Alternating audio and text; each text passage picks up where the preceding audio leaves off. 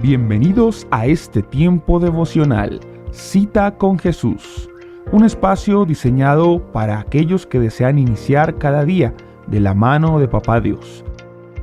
Dirigen pastores Luis Eduardo Álvarez y Amparo Ramos. Muy buenos días, amada familia Senti City. Reciban un saludo muy especial en esta mañana de este día, miércoles 11 de febrero de este año 2026, el año del Espíritu Santo, la Iglesia y el corazón de Dios. Les saludamos en esta hora desde la ciudad de Atlanta, en el estado de Georgia, y enviamos un abrazo, un saludo muy especial a todos los que cada mañana se conectan con nosotros en esta sintonía espiritual. Comenzando el día en la presencia de nuestro buen Dios, exaltando su nombre y deleitándonos por medio de su bendita palabra. Amado Padre, en el nombre precioso de Jesús, te damos muchas gracias por la alegría inmensa, Señor, que tenemos cada día de poder conversar contigo, de poder acercarnos con confianza al trono de la gracia, al trono de la misericordia. Aquí estamos, bendito Dios del cielo, necesitados de ti, Señor, sedientos, Papá Dios del cielo, de tu presencia, de escuchar tu voz, de escuchar, Señor, tu palabra, Señor Dios, que nos edifica, que nos enseña, que nos forma, Señor Dios del cielo, y que nos muestra, Señor, tus bondades. Gracias, Señor, por tus misericordias que se renuevan cada día, Señor. Gracias porque podemos, bendito Dios, decir como el salmista: este es el día que hizo el Señor, por eso me gozaré, me alegraré en él. Tú eres mi Dios, mi fortaleza, mi amparo, mi fortaleza, mi pronto auxilio en todas las tribulaciones. Gracias, Dios del cielo. Te pedimos que en esta mañana tú salgas a nuestro encuentro con tus bendiciones, Señor. Que guíe nuestros pasos, que guíe nuestros pensamientos, que nos guíe, siga guiando por esa senda de justicia, Señor, por amor de tu nombre. Aunque andemos en valle de sombra y de muerte, no temamos, bendito Dios del cielo, porque tu vara y tu callado son los que nos infunden aliento, Señor, oh Dios del cielo. Pedimos que en esta mañana tu palabra sea propicia a nuestra necesidad, que hables a nuestro corazón, Señor, y que nos abra los ojos del entendimiento, Señor, para que podamos caminar, Señor, en justicia, Señor, para que podamos vivir, Señor, oh Dios del cielo, conforme a tu palabra, Señor. Lámpara es a nuestros pies tu palabra, lumbrera a nuestro camino, Señor, oh Dios del cielo. Bendito eres tú, Señor. Gracias, Señor, te damos en esta mañana, porque tú eres bueno, Señor, porque tú eres misericordioso, porque no hay Dios tan grande como tú, ni obras que igualen tus obras, Papá Dios del cielo. Bienaventurados los perfectos de camino, los que andan en la ley de Jehová.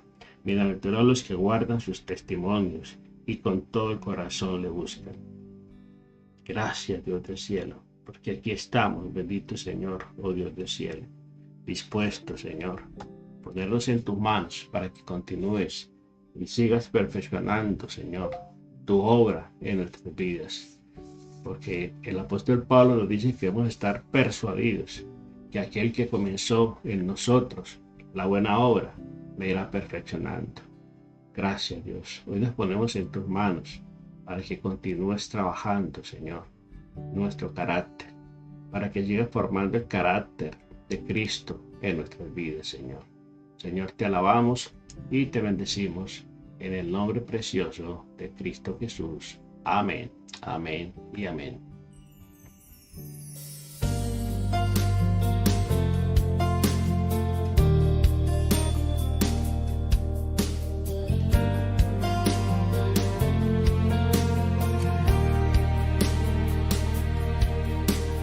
Tu palabra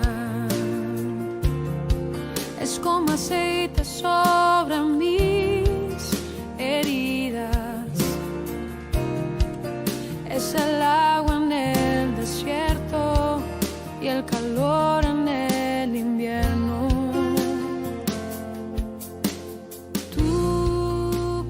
Señor, así es tu palabra, Señor. Palabra, Señor, es como agua en el desierto. Tu palabra, Señor, es la que nos sacia. Y hoy llegamos al sexto tema, sexta parte de nuestra reflexión acerca de cómo acercarse a Dios, cómo acercarse a Dios. Recuerde que hemos venido reflexionando sobre el Salmo 23, Salmo de David, que de una manera muy especial nos muestra esa característica o esas actitudes que se deben tener para acercarnos a Dios. Y recordemos que cada día tenemos la oportunidad de acercarnos al trono de la gracia. Podemos acercarnos a Dios en cualquier momento, en cualquier lugar, en cualquier circunstancia. Y hemos venido viendo varios aspectos de este salmo de David, tremendo salmo de David que nos habla precisamente de saber que Dios es nuestro pastor, que el Dios del cielo, que el Padre terrenal, el Padre celestial es nuestro pastor, que nos cuida, que nos apacienta, del hermoso cuidado, del especial cuidado que Él tiene con sus hijos.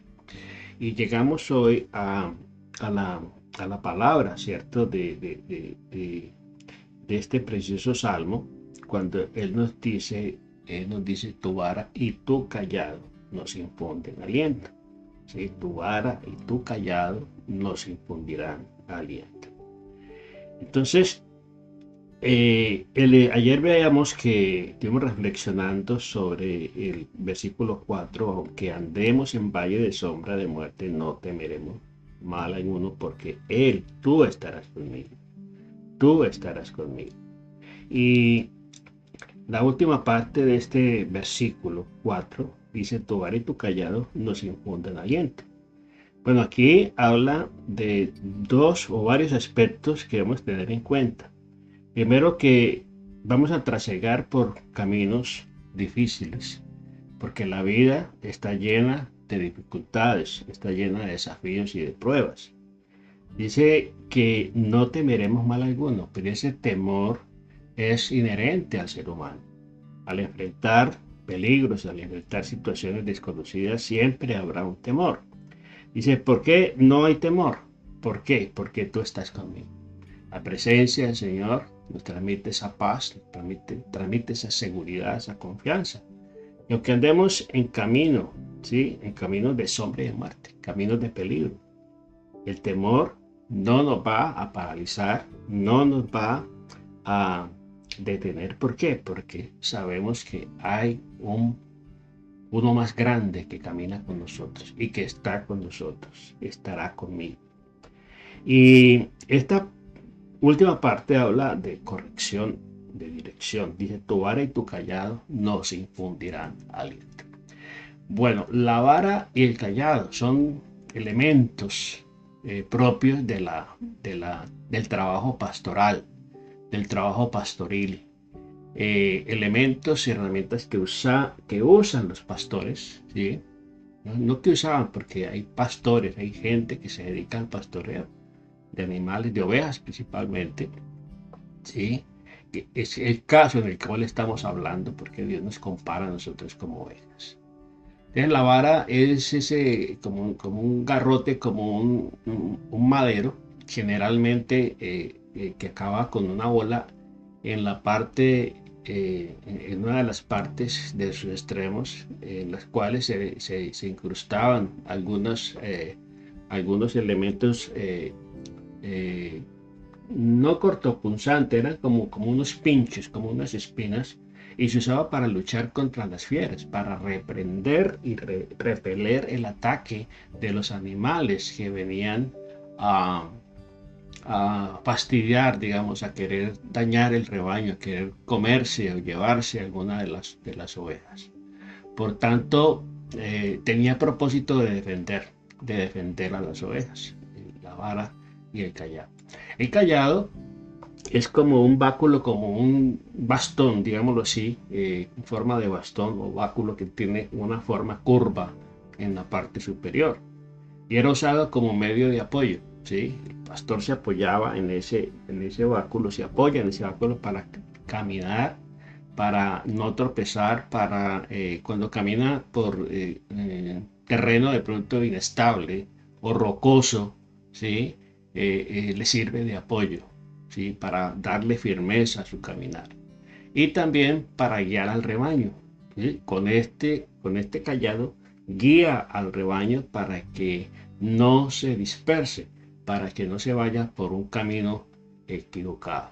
Entonces estaba allí para dar dirección, ¿cierto?, a las ovejas, para llevarlas y también para guiar y corregir a las ovejas cuando se querían descarriar, digámoslo así. Estos dos elementos en la mano del pastor nos inspiran a la confianza y nos dan aliento a saber que Él estará allí siempre, pendiente y presente. La protección, la dirección que como ovejas necesitamos, las encontramos siempre en el Señor y son simbolizadas aquí con la vara y el cayado.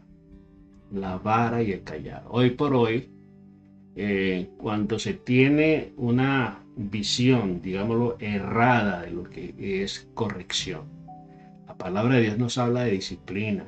La disciplina es también un elemento muy importante en la vida de nosotros, en la vida de todo ser humano, en la vida de los niños.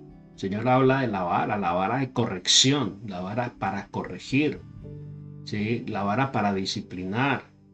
El Señor dice que como somos hijos, Él nos disciplina. Si no fuéramos sus hijos y si nos dejara sin disciplina, no seríamos hijos, seríamos bastardos. Pero como somos hijos, Él nos disciplina. Y nos habla de la disciplina, que toda disciplina al comienzo es causa de molestia, ¿sí? Toda disciplina es causa de molestia. Pero vemos que al final de los tiempos veremos el fruto. Entonces, dice allí la palabra del Señor en Hebreos en el capítulo 12, versículo 11, dice: es verdad que ninguna disciplina al presente parece ser causa de gozo, sino de tristeza, pero después da fruto apacible de justicia a los que en ella han sido ejercitados. Hoy por hoy vemos una permisividad, digámoslo así, en muchos padres que no corrigen a sus hijos, que no disciplinan a sus hijos. ¿Por qué? Porque se ha levantado una teoría, se ha levantado una enseñanza, una dirección, ¿cierto?, por parte de muchos organismos, incluso de aparte de la psicología, habla y restringe de una manera notoria la disciplina. Aquí en los Estados Unidos es muy delicado cuando un padre, digámoslo, disciplina a sus hijos o los disciplina con correa o con vara, o decir, con cualquier elemento, cuando esa disciplina aquí la interpretan como maltrato, y vemos muchos padres que han sido detenidos, que han sido arrestados por disciplinar a sus hijos, ¿sí? De pronto no se disciplinan de la manera correcta. Entonces eso ha restringido mucho de que los padres se quieran meter en problemas, ¿cierto? Y prefieren ser más bien, y se van al otro extremo. Son permisivos, son indiferentes al comportamiento de sus hijos. Vemos en muchos lugares, sobre todo en los malls, en los centros comerciales, vemos las pataletas que suelen formar los niños cuando no se les concede un capricho, cuando no se les concede algo que pidieron. Sobre todo normalmente son los juguetes, ¿sí? Los juguetes o los juegos, cuando hay juegos mecánicos o algunos elementos de diversión, Y muchas veces los padres van a esos lugares y no tienen de pronto el recurso, no tienen el dinero para comprar o tienen un presupuesto. Y hay niños que quieren ir al centro comercial y siempre tienen que salir del centro comercial hacia la casa con un juguete, con un regalo, porque de lo contrario el niño va a llorar todo el tiempo de regreso a la casa. Entonces muchos padres por obviar esa disciplina prefieren endeudarse, prefieren gastar el dinero o suplir ese capricho de ese niño por no aguantarse o por no estar expuesto pues ante la gente. Entonces esas dos cosas, la vara y el cayado en las manos del pastor, nos deben infundir aliento y confianza, la protección, la dirección como ovejas necesitamos, la encontramos siempre en el Señor y son simbolizadas por la vara y el cayado. ¿Sí? La vara de corrección, dice la palabra del Señor, que nosotros debemos buscar, ¿cierto? Al Señor siempre en todos los aspectos. La vara de corrección es muy importante a la hora de levantar y de criar a los hijos. Dice la palabra del Señor en Proverbios capítulo 29, en el versículo 15. Vamos a buscar Proverbios 29, 15.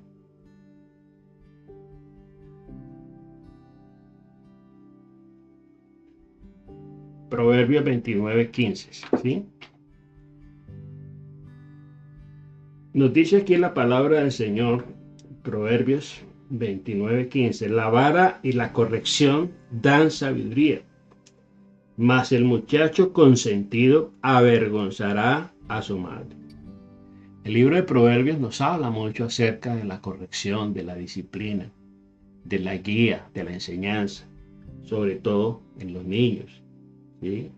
Entonces, qué importante que nosotros entendamos que corregir, que disciplinar es algo importantísimo, inherente a la crianza de los hijos.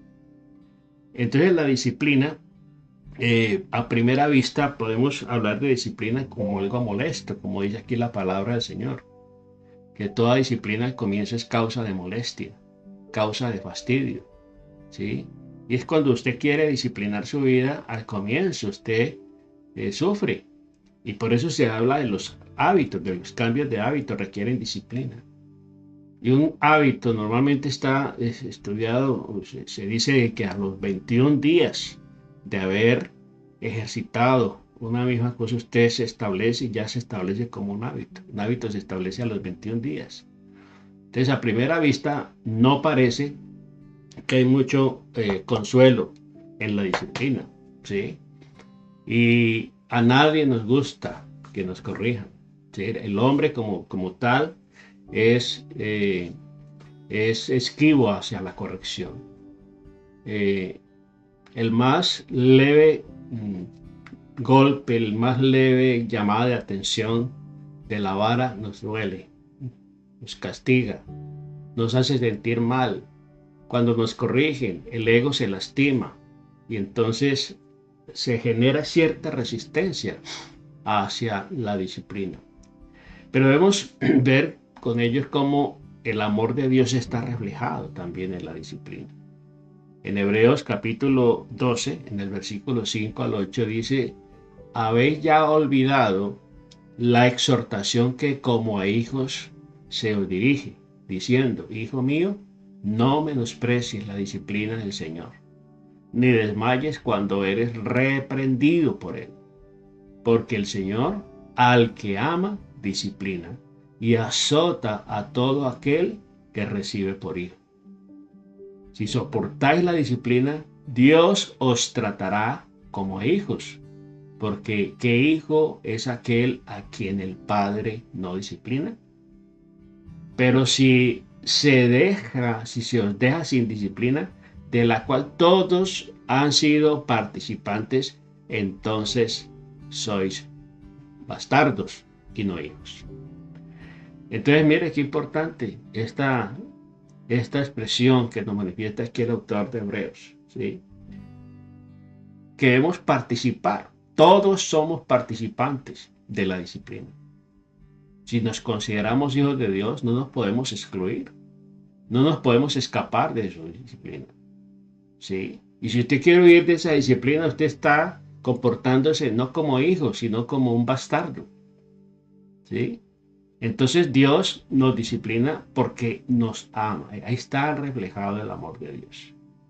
El amor de Dios hacia nosotros no solamente está reflejado y manifestado, y lo podemos percibir es cuando nos bendice, cuando nos prospera, cuando todo sale bien, ¿no? También cuando viene la corrección, porque nos hemos comportado mal, porque hemos tomado malas decisiones, porque hemos hecho malas elecciones.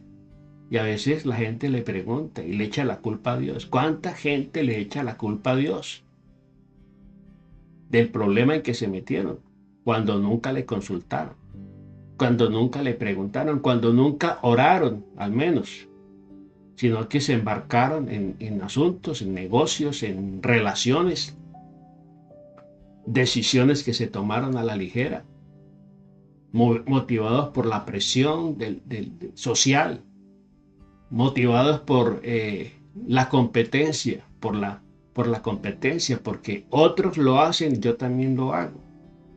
Entonces Dios nos disciplina porque nos ama y quiere hacer de nosotros personas de bien, personas santas, ¿sí? En hebreo vemos esta palabra, ¿cierto?, manifestada allí de esa manera. Entonces, un herrero cristiano que pasaba muchas aflicciones fue interpelado un día por un incrédulo que le preguntó por la causa de ellas. Y aquí que la explicación que le dio fue la siguiente: ¿sabe usted que soy herrero, verdad? Pues bien, cuando trabajo, tomo un trozo de hierro, lo pongo en el fuego y luego lo sumerjo en agua. Después lo golpeo con un martillo para ver si alcanza la resistencia necesaria. Así, ¿sí?, se calienta de nuevo al máximo, repetidas veces, y al final lo coloco sobre el yunque fabricado, ¿sí? Y entonces con una herramienta sólida capaz de resistir, ¿cierto?, está comprobado de que puede aguantar muchos años y mucho trabajo.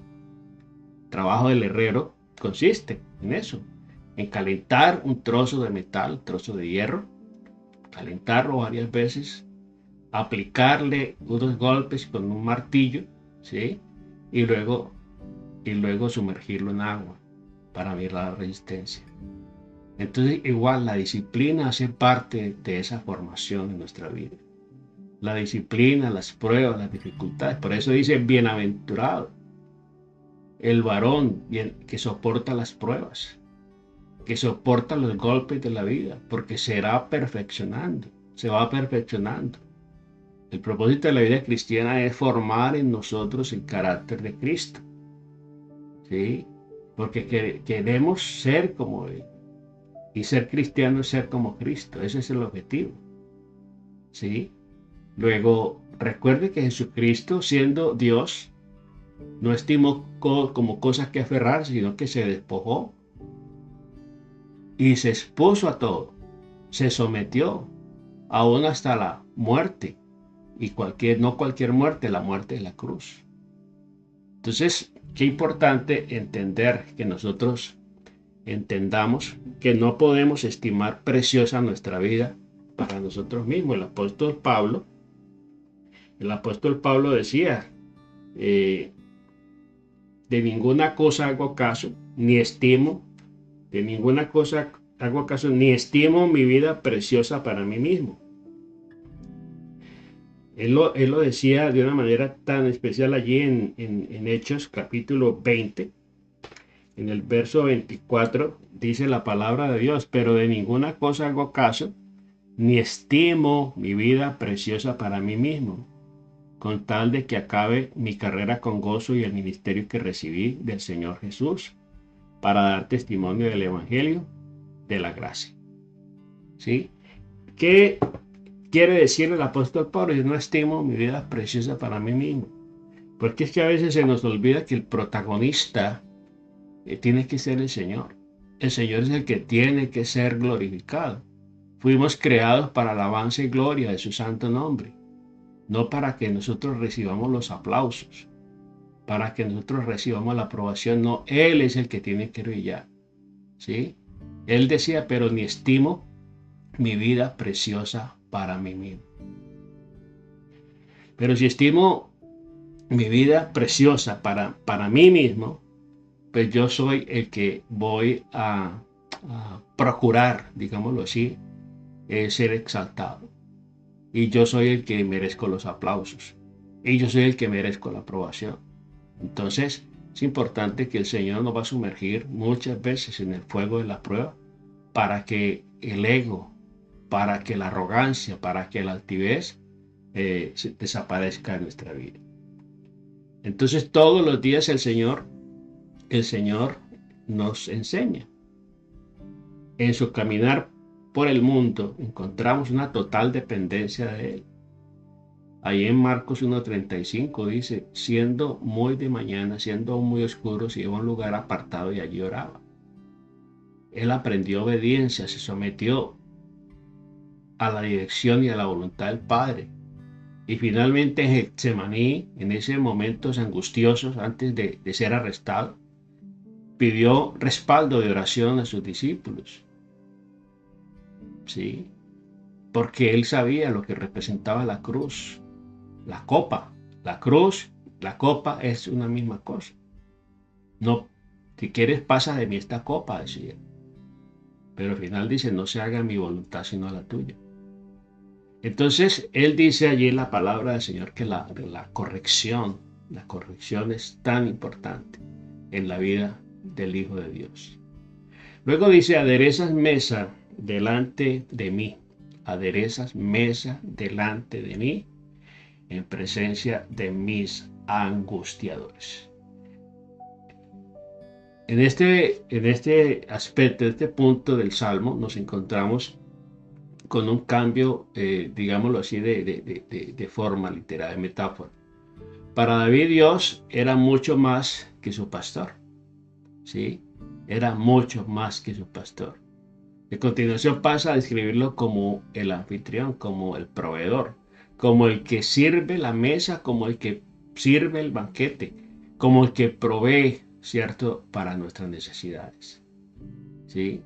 Dice: aderezas mesa. ¿Qué es aderezar mesa? Preparar mesa, tender el mantel, poner todos los elementos para un banquete.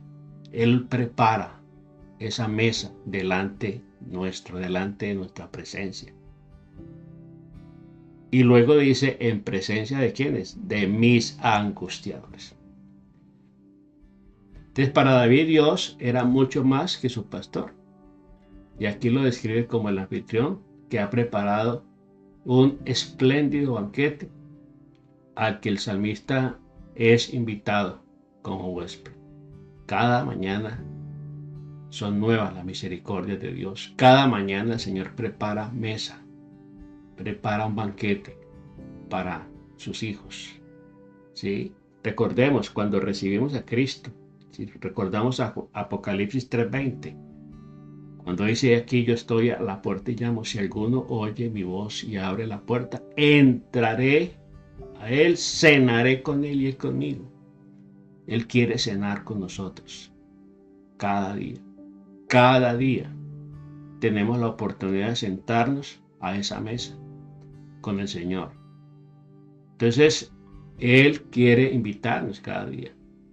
Él quiere tratarnos como huéspedes de honor. Es imposible entonces agotar todo lo que Dios es para el creyente, ¿sí?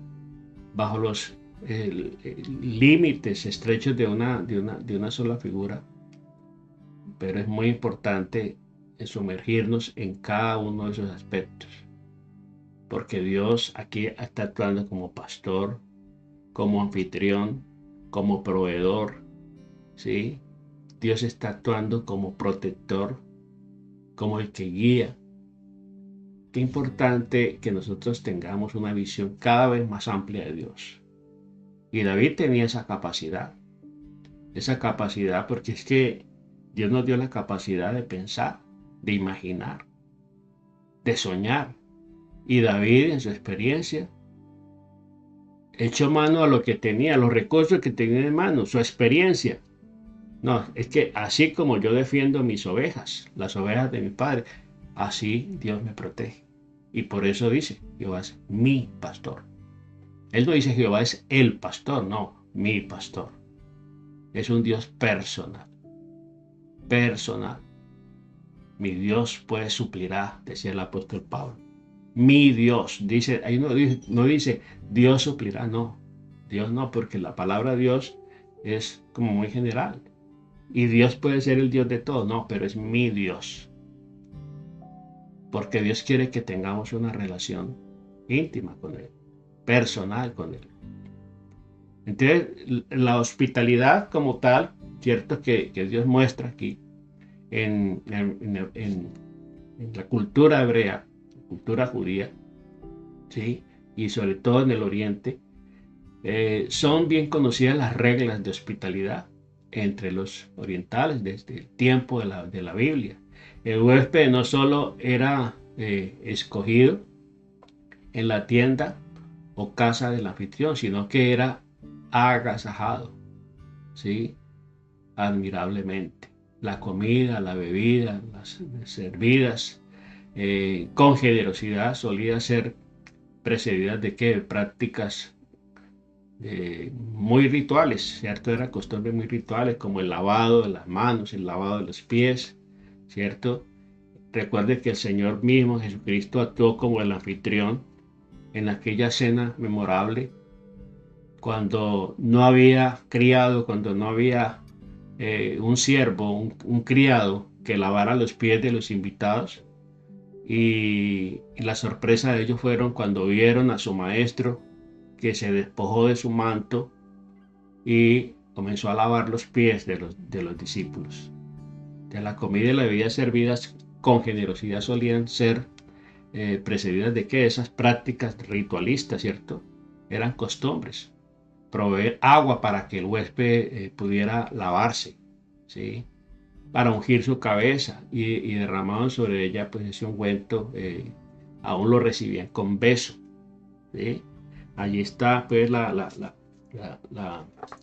situación que David escribe aquí, ¿sí? Cuando el Señor le recibe de esa manera. Ahí en Lucas, en el capítulo 7 del Evangelio de Lucas, encontramos el capítulo 7 en el versículo 44. Nos dice aquí la palabra del Señor, versículo 44.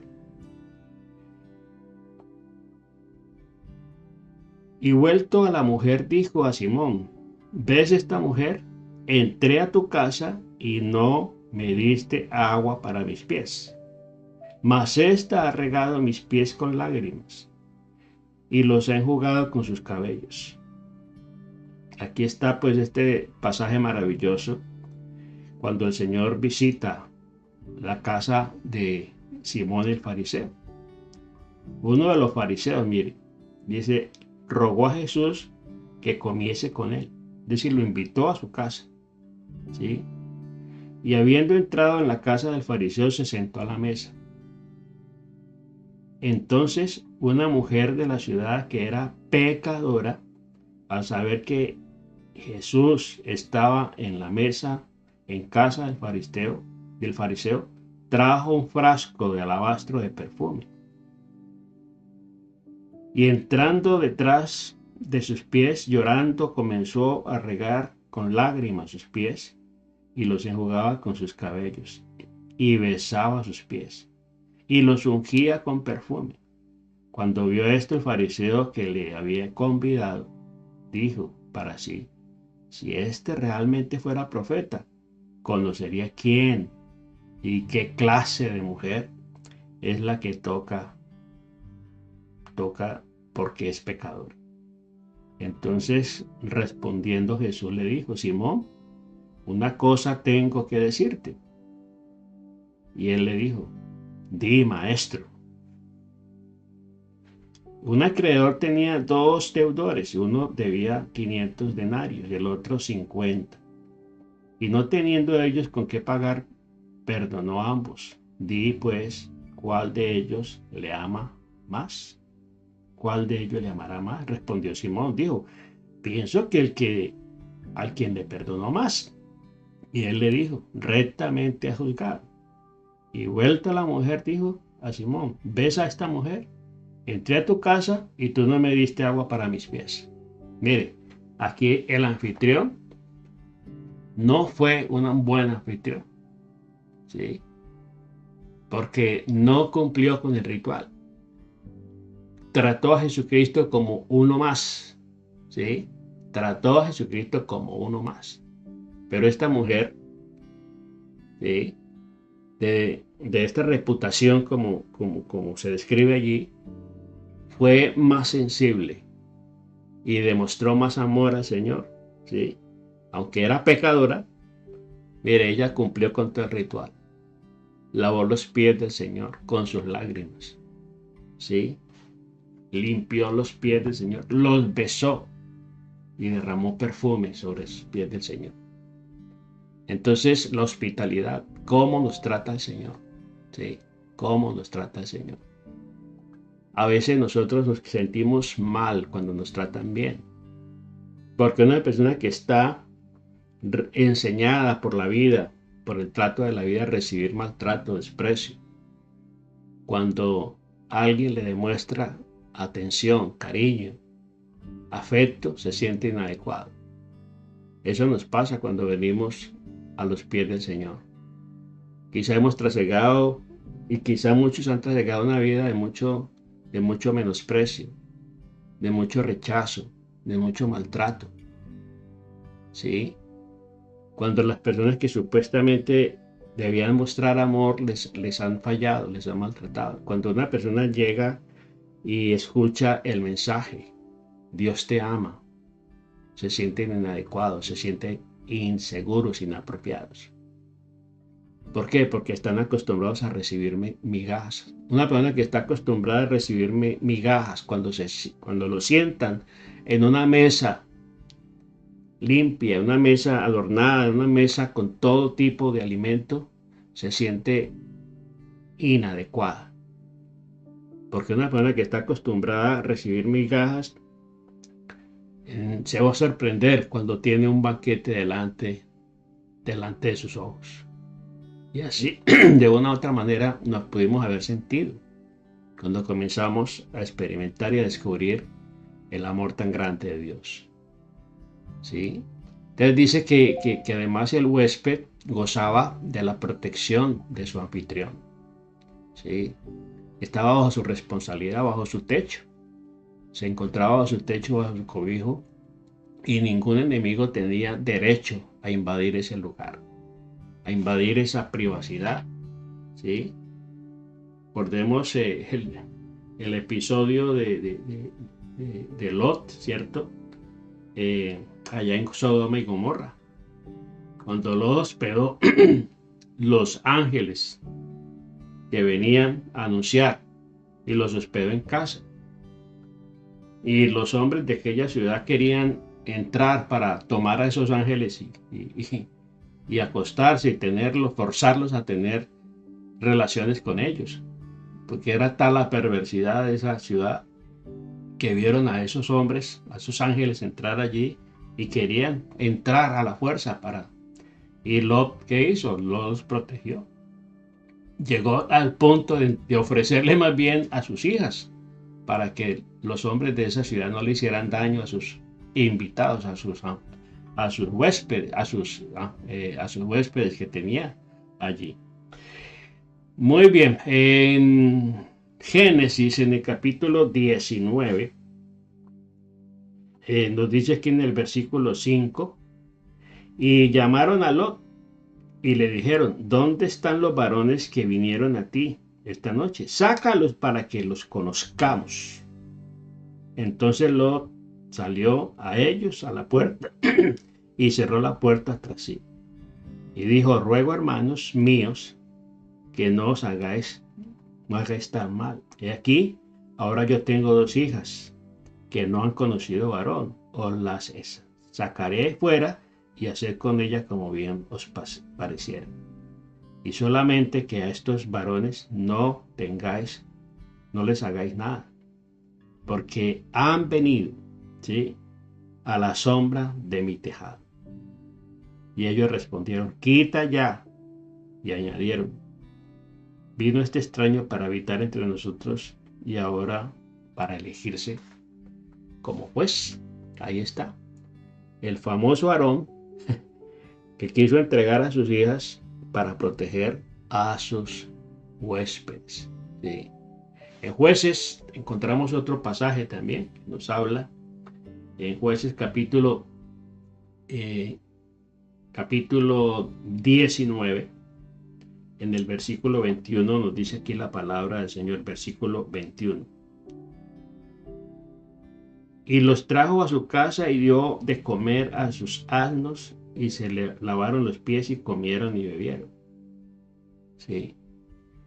Pero cuando estaban gozosos, he aquí que los hombres de aquella ciudad, hombres perversos, rodearon la casa golpeando la puerta y hablaron al anciano, dueño de la casa, diciendo, saca a los hombres que han entrado en tu casa para que los conozcamos. Y salió a ellos el dueño de la casa y les dijo, no, hermanos míos, os ruego que no cometáis este mal, ya que este hombre ha entrado en mi casa. No hagáis esta maldad. He aquí mi hija virgen y la concubina de él, y a todos los sacaré ahora, humilladlas y hacer con ellas como os parezca. Y no hagáis a este hombre cosa tan infame. Tremendo. Como la palabra del Señor nos habla de la responsabilidad de cuidado que deberían tener los anfitriones de cuidar a sus huéspedes. Y aquí vemos al Señor en su esplendor, en todo su esplendor, cuidando, ¿sí? Tu vara y tu callado aderezan mesa delante de mí, en este caso, delante de mis angustiadores. Entonces, usted y yo somos invitados a la casa de Dios por su misericordia, no por nuestro mérito.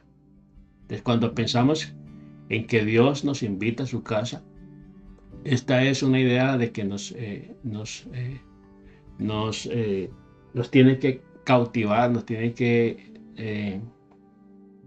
hacer entender el amor tan grande de Dios hacia nosotros. En San Juan 14, 2 dice, en la casa de mi Padre muchas moradas hay. Si así no fuera, yo os lo hubiera dicho. Voy pues a preparar lugar para vosotros. Y si me fuere y os prepararé lugar, vendré otra vez y os tomaré a mí mismo, para que donde yo estoy, vosotros también estéis. Entonces, esto solo puede ser posible por la misericordia de Dios, por la gracia y la misericordia de Dios. No hay otra forma de explicar que aquellos que éramos enemigos de Dios, enemigos de su reino, seamos ahora los invitados a la casa, y allí recibiremos todos los favores. ¿Sí? Esa es la gracia de Dios, el favor inmerecido, la gracia de Dios. Por la gracia de Dios somos lo que somos, no por nuestra apariencia, no por nuestra capacidad, es por su amor. La salvación es por gracia, no por obras para que nadie se gloríe. Entonces encontramos en la Biblia un caso que ilustra muy bien esta gran verdad. Se trata del hijo de Saúl, el hijo de Jonatán. el amigo, el hijo de Saúl. Jonatán era hijo de Saúl, ¿sí? Hijo de Saúl, el rey, primer rey de Israel que fue desechado por Dios y quien quiso matar a David. Bueno, Jonatán era hijo de Saúl y entre David y Jonatán se surgió, digámoslo así, una amistad entrañable. Y entonces cuando David llega a ser el rey de Israel, pregunta, ¿sí?, si había quedado alguien de la casa de Saúl.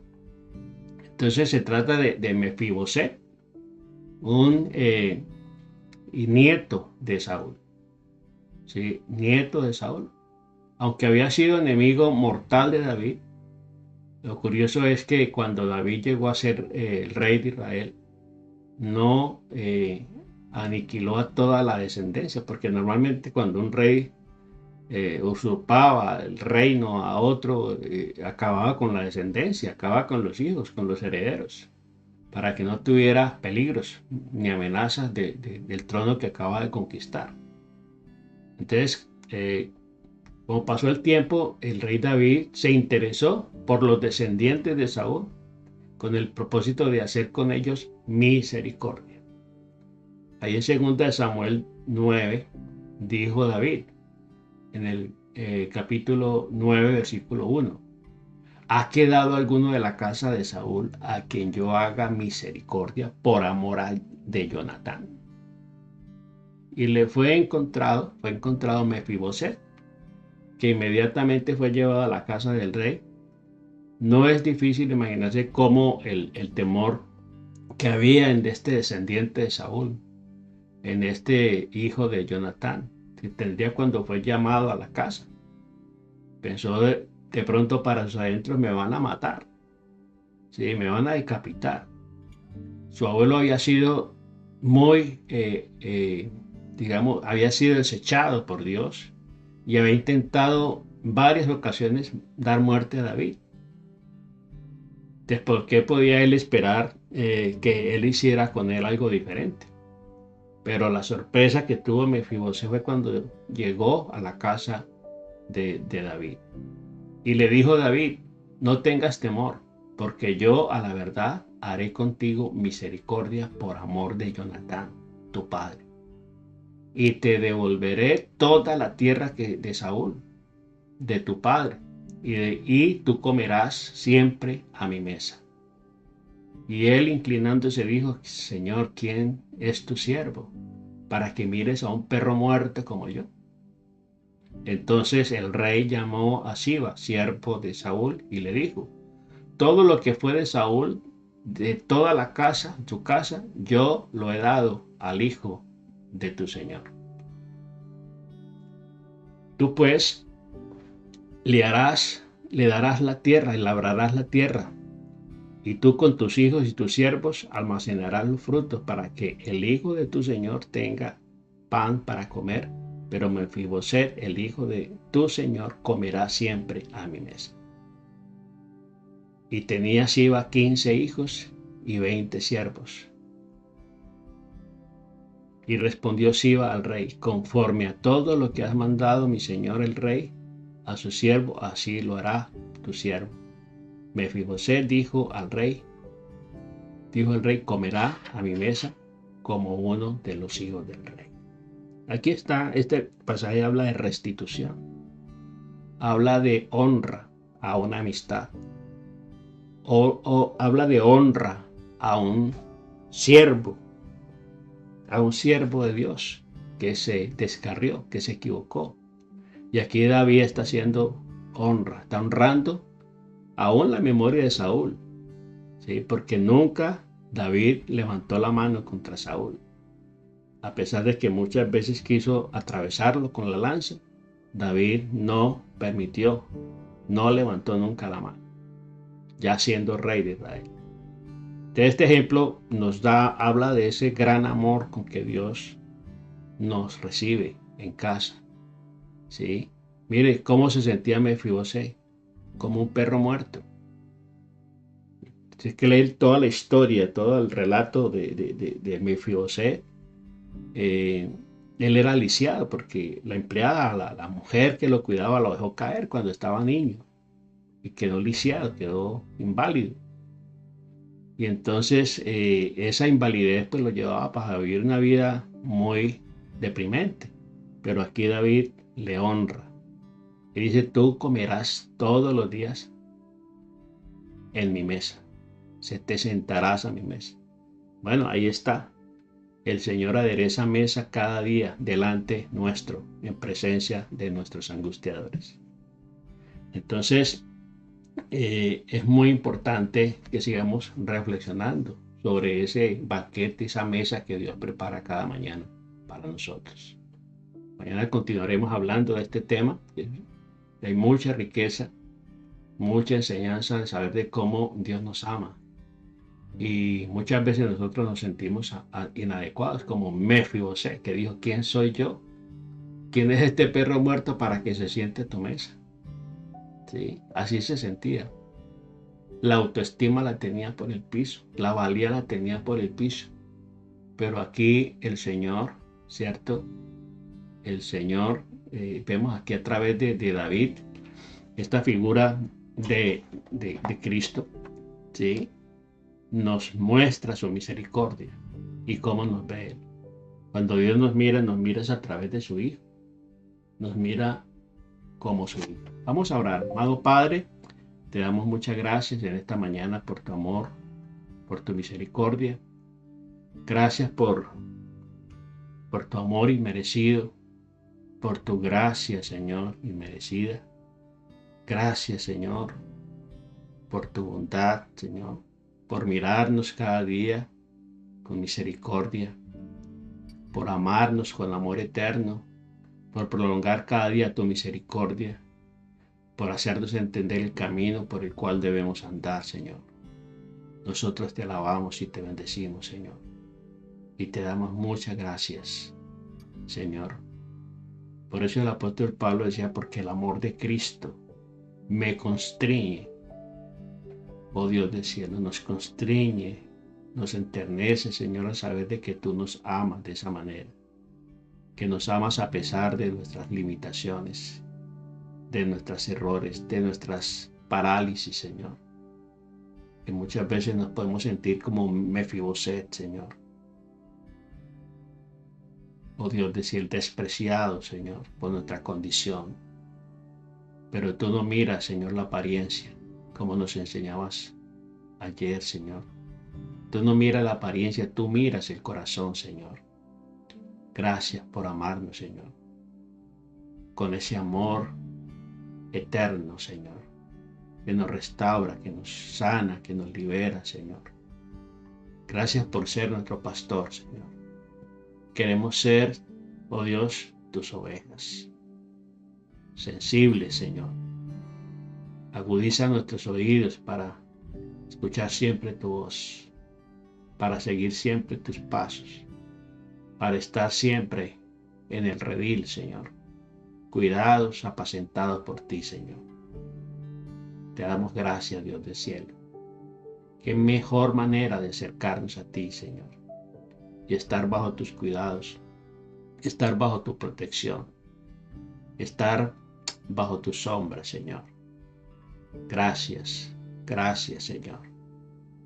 Te alabamos y te bendecimos en el nombre precioso de Cristo Jesús. Amén, amén y amén. Bueno, familia, Dios les bendiga rica y abundantemente y nos vemos en la próxima.